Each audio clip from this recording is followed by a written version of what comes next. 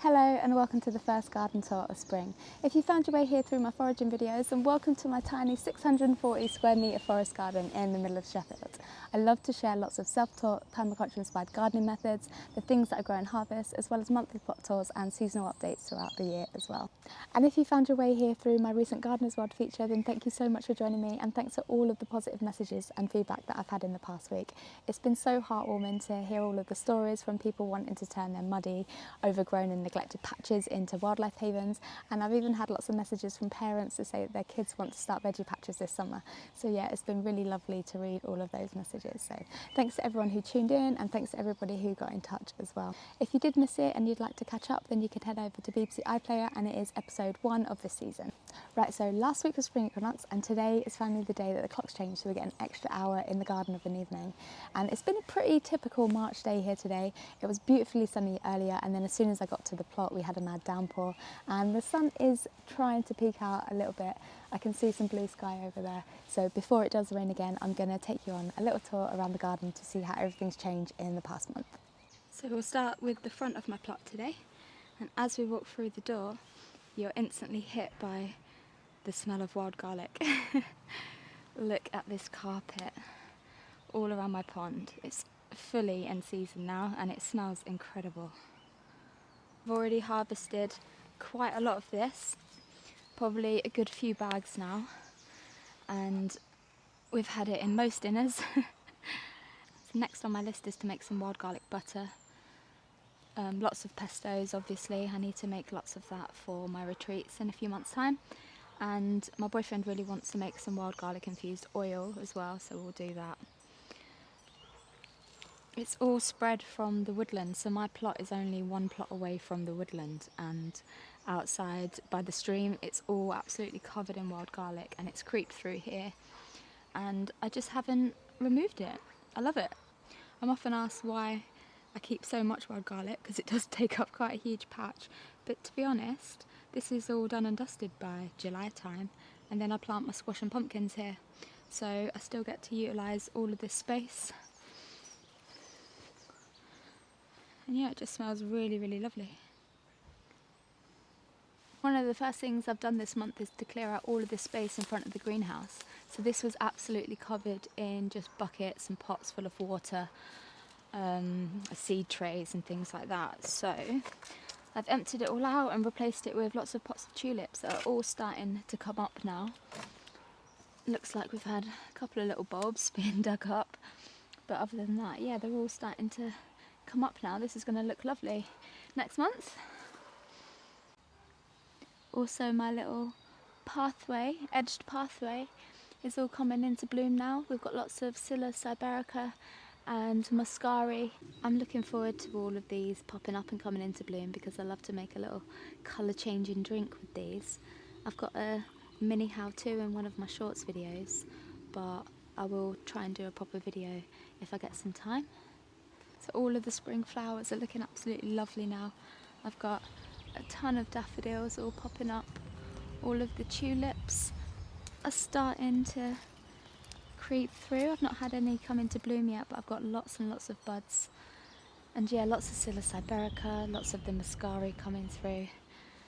My ranunculus are starting to pop up. I've also got lots of beautiful primrose in all sorts of colours. And I love these primrose flowers because you can candy them, crystallise them in sugar and use them for your cake decorations and toppings. And I've also got a cowslip that's not come into flower yet, but once it does you can make a really delicious kind of ice cream or cowslip flower infused milk to make a cream or ice cream. It's really, really delicious.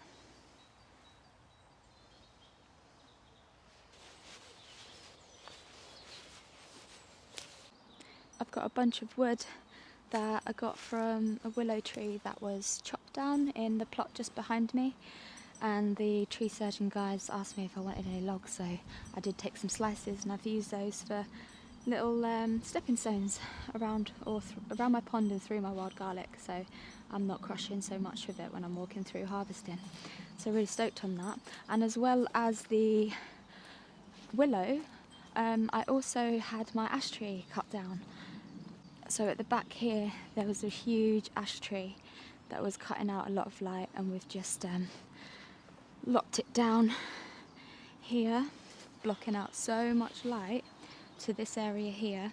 So I've got lots of the logs there, and all of the remaining bits of branches and stuff we wood chipped, and I'm going to use that as a base kind of to mulch all around this area here. So I kind of keep a closed loop system, and everything that I've taken from my plot I'm putting back in, and I really love that idea. It's I do get wood chip in. I get probably about 3 or 4 tons a year in over my plot, but I do try and make as much as I can with my little wood chipper as well. All the little flowers and wildflowers are all starting to come up around the pond. Got some little hogweed shoots that I might actually harvest for some lunch. Some more primrose. And yeah, it's looking lovely around here. The only problem is there are a couple of holes in this pond, and that's why the water level's so low. Let me see if I can zoom in. Can you see that little hole there? That's why the water level is where it is and not at the top. So, not this year because it's a big job, but probably in the winter time I'm going to have to remove all of this and either reline it or try and patch it up. I think there are a couple of holes in this and it's really old, so I don't know. I might have to just remove the whole thing and reline it, but fingers crossed I can just kind of patch it up with a little bit of rubber or something and get this pond filled up again. But it's not too bad, to be honest, because I've got 4 ponds on my site. My other ponds are really good depth, and to be honest, having ponds at different depths kind of attracts different creatures. I haven't got any frog spawn in my other pond yet, which is a shame. They were here this time last year, or 2 weeks ago this time last year. We did have some snow, so I don't know whether that put them off a little bit, but I have seen lots of frog spawn in other ponds around on my walks, and none in mine yet, so I'm not sure whether I'm going to get any this year, which is kind of sad. Seen lots of shoots of the Fritillaria imperialis that I planted in my January spring planting video. These are all starting to pop up now. I do hope they flower this year. I have had a couple in previous years that didn't flower in the first year, but they have come up, so fingers crossed.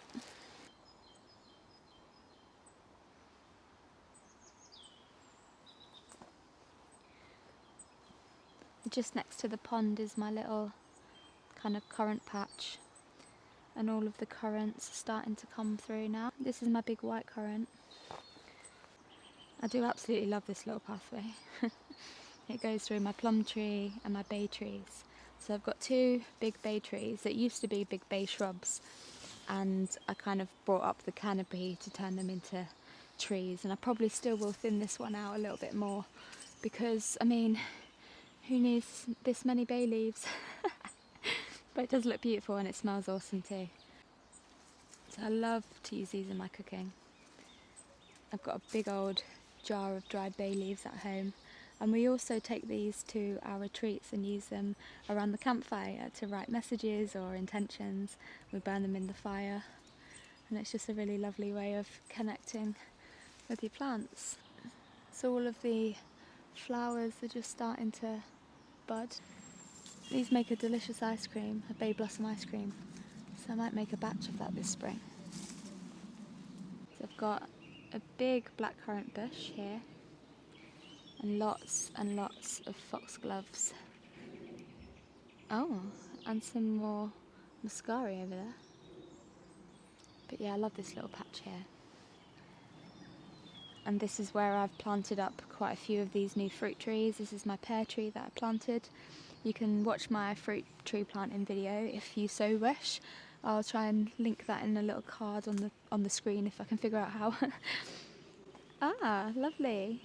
My apple tree is all starting to leaf out now. It's looking like it's happy in its new spot. Stoked.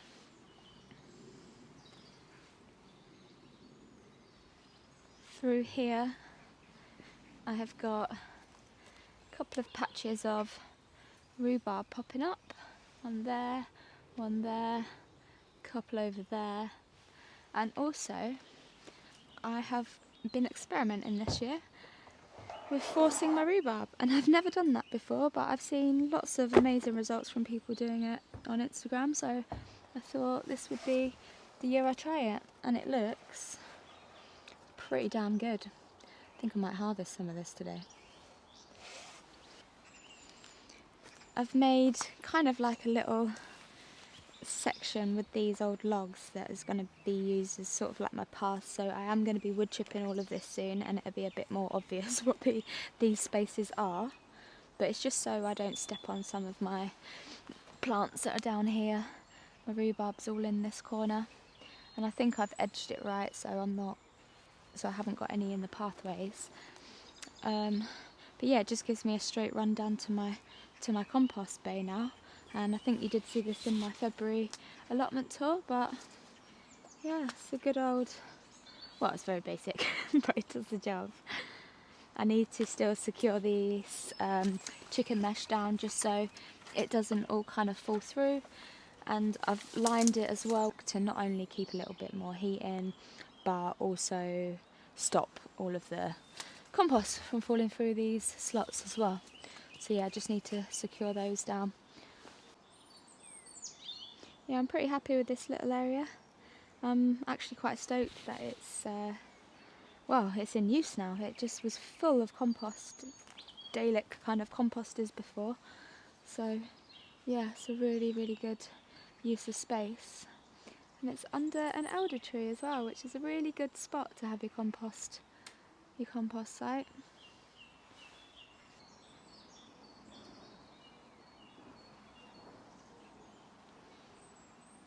So the little bathroom area's had a big refresh.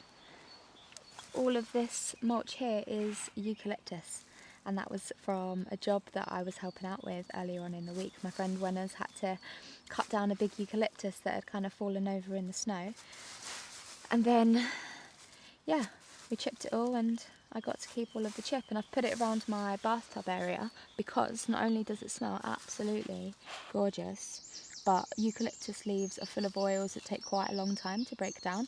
So this is the bed behind my bathtub that I did fill up with lots of bulbs. The squirrels got to quite a few of those. Big old hole there with an eaten stem. So yeah, I should probably just remove that because it's not really working anyway. Some holes there. Some holes there. Big old holes there. I think there's a few left in here. Oh gosh, they've just eaten all of those hyacinth bulbs. I didn't think they'd eat those. And just buried under, oh my god, they've just buried like burrowed holes all the way through there. I wonder how many flowers will come up. Maybe this is just the spot where lots of my dahlias go then.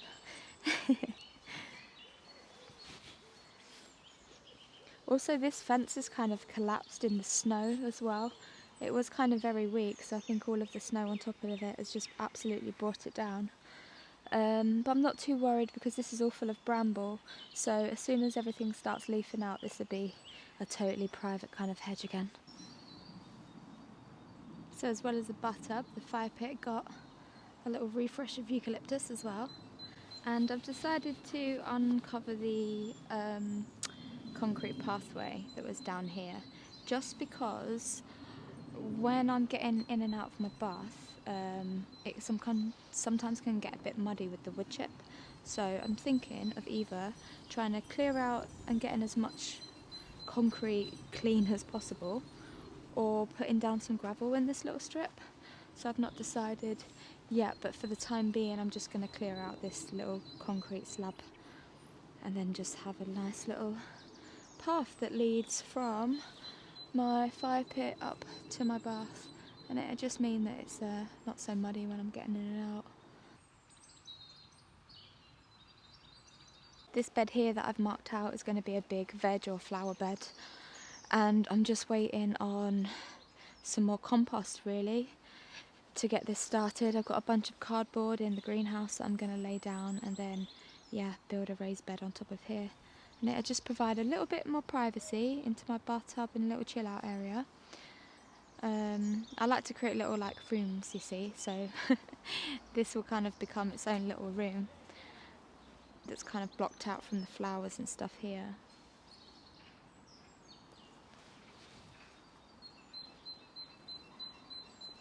All of the beds are ready for planting now. Oh, forgot to show you my broad beans. These are still keeping safe inside here because squirrels are rife. So this is the only kind of protected space that I've got in my allotment that they can't get into. So they're just going to stay in here safe for now because these beans will still be really tempting and they'll just rip up all the roots. And to save tears, I'm just holding off planting yet. It shouldn't be too long, I'm thinking, before I can get them out. Don't think the robin nest is being used, but they're definitely nesting down here somewhere. And the cutest news of the week is the robin has finally started feeding his girlfriend. I noticed yesterday that he had just started taking her mealworms and she was taking them out of his mouth. And it was so cute because for ages she's been begging for worms and he's just been eating them himself and I've just found it quite funny. But yeah, he's finally starting to fatten her up now, so I wonder if she has got little bubbies in her tummy. We shall see. It'll be the sweetest little thing if I can have a little brood of robin down here.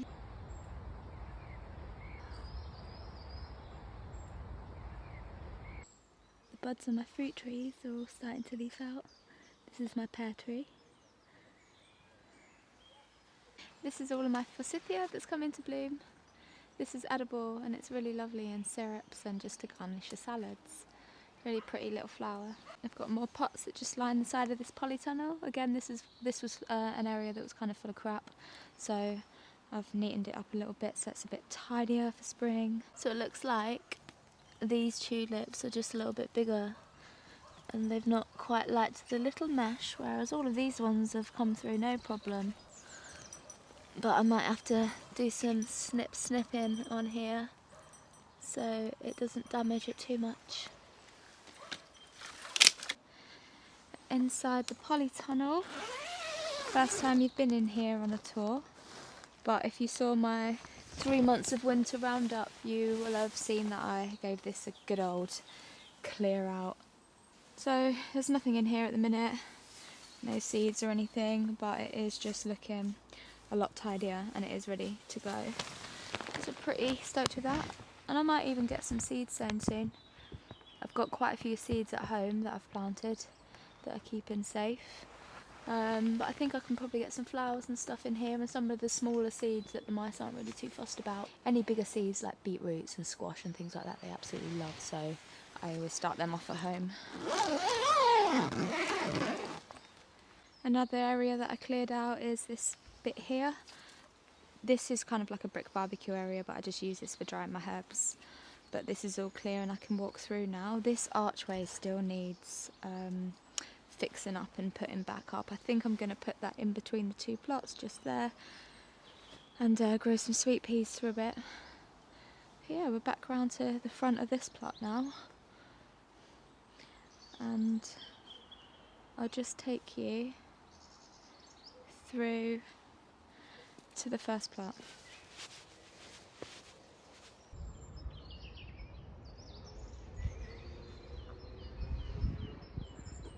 In my shed I've got a huge cut-in of eucalyptus from that job that I helped my mate with, and I just took a load of it. I'm going to use it for wreaths to hang in my shower, and also dry some of the leaves and use that as tea, and also for bath salts as well. So there's lots of uses for eucalyptus. It's really, really relaxing, and yeah, I'm looking forward to having this in my bathtub as well when I start getting the hot tub going. One really awesome feature of my shed that I've never actually attempted to get working or really even looked into too much is this really cool underbed heating system. Well, I say system, it is just a tunnel that goes all the way under the beds, and it looks like they had a little fire here and then that would go through and heat up all of these beds along here. and it goes all the way around with a little chimney at the back there. And they obviously had a little fire inside here. There's still some really old burnt wood inside. I wonder when the last time this was fired up. But yeah, I'd love to get this working.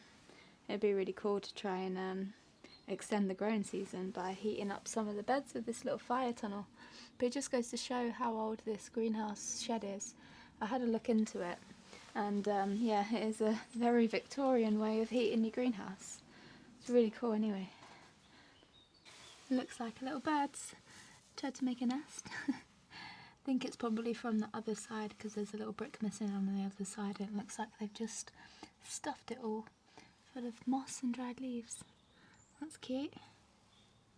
The greenhouse is looking a lot tidier than earlier on this year, but it still needs quite a lot of work before I can start planting. So all of these beds along here need refilling with some compost. All of those seed trays at the back need filling with some compost, and I need to get rid of all of these grapevine prunings as well, and also brush down this roof on this greenhouse as well, just to let some more light in. It probably needs a bloody good wash on this side as well. But yeah, that's probably a job for a warm sunny day, because I don't fancy doing it when it's cold. This is how cold / warm it got in here last year. So it reached a high of 40 degrees, nearly 41, and it reached a low of -7.5. Current temp in here is 10 degrees.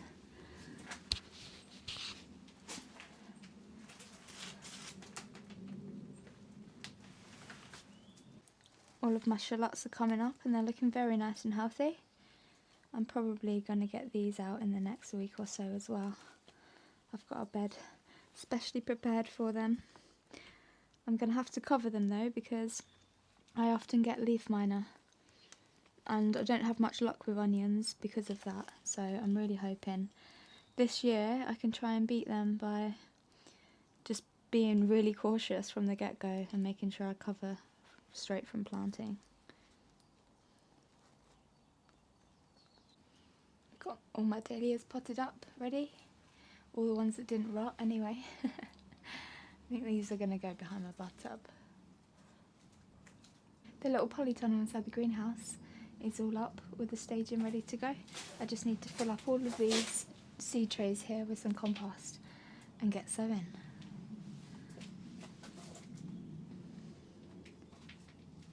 Another job I want to do is refresh all of these hanging baskets that I've got in front of my shed. I've got loads of them and they are all looking worse for wear. There's a couple of pansies in this one. All of these signs that I've got in my greenhouse and my shed, these were all from my mum's kitchen. She had a wall that was absolutely full of all of these silly little signs. And this is, and she also had loads of like poems that she had handwritten and laminated. But yeah, I really love to keep them, makes me smile. The first plot's looking lovely. My mum's bed is all leafing out now and it's really coming into its own. Lots and lots of flowers coming up here. And all of these slabs here are lifted up from my wood chip because I need to put a new layer of wood chip down and I don't want those slabs to get lost. These are kind of my stepping stones. So I've just lifted all of these up and put them to one side, ready for a new layer of wood chip. This strawberry bed still needs doing. That is definitely going to be a job for next week because I don't want to leave it too late. Last year I didn't get the strawberry bed done till about April and the strawberries really suffered. It's just started raining again. It's quite warm out still.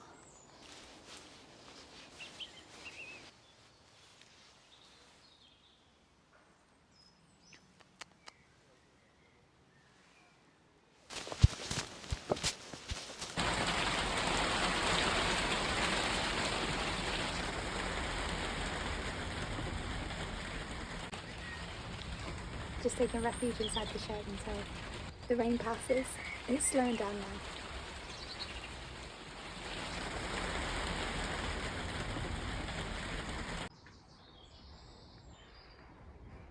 There's no sign of life yet on the grapevine. I should be expecting that to start sprouting in the next couple of weeks, really. filming up here has made me realise how bad the ceiling is. That really needs brushing off so some light can actually get through. Maybe that is why it's not sprouting yet. The sun's finally back out and it sounds like the birds are happy about it too.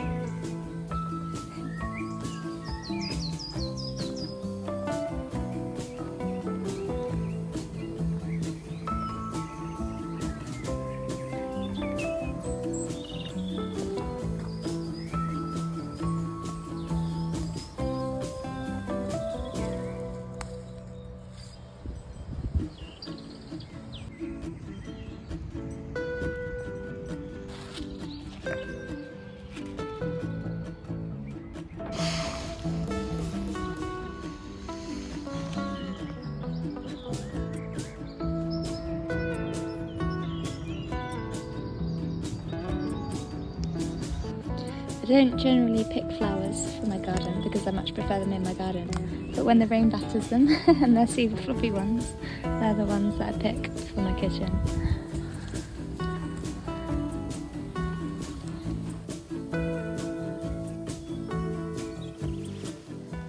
Well, it's proper coming down now, so I think I'm going to end it here for today. But thank you so much for joining me on another plot tour, and I'll probably see you in a few days' time for another foraging video.